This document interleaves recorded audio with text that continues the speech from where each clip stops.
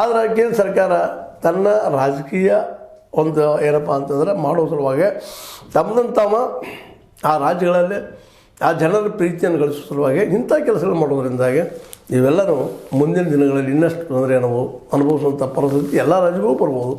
ಈ ಕರ್ನಾಟಕ ಶತಪ್ರಯತ್ನ ಮಾಡಿ ಏನೋ 524 ಮಾಡ್ಕೊಳ್ತದೆ. ಈಗಾಗಲೇ ಈ ಒಂದು ಕೃಷ್ಣ ಏನಪ್ಪ ಅಂತಂದ್ರೆ ನ್ಯಾಯಮಂಡಳಿ ತೀರ್ಪಿನ ಪ್ರಕಾರ 524.25 ಒಪ್ಪಿಗೆ ಕೊಟ್ಟು ಆಗಿದೆ. ಈಗಾಗಲೇ ಜಸ್ಟ್ ಅದು ನೋಟಿಫಿಕೇಶನ್ ಮಾಡಿದ್ರೆ ಅದು ಹೆಚ್ಚು ಮಾಡ್ಕೊಳ್ಳುವಂಥದ್ದು ಆಗ್ತದೆ.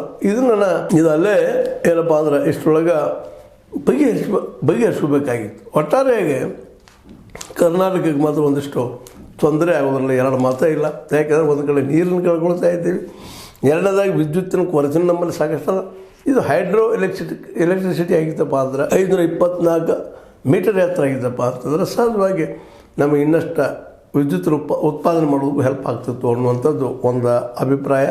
ಆದರೆ ಇಲ್ಲಿವರೆಗೆ ಒಂದಿಷ್ಟು ಕೇಂದ್ರ ಸರ್ಕಾರ ಮುತುವರ್ಜಿ ವಹಿಸಿ ಕೆಲಸವನ್ನು ಮಾಡಬೇಕಾಗಿತ್ತು, ಮಾಡಿಲ್ಲ. ಇನ್ನು ಮುಂದೆ ಮಾಡ್ತದನೋ ಇಲ್ಲವೋ ಅನ್ನೋದು ಚಿಂತೆನೂ ಅದ.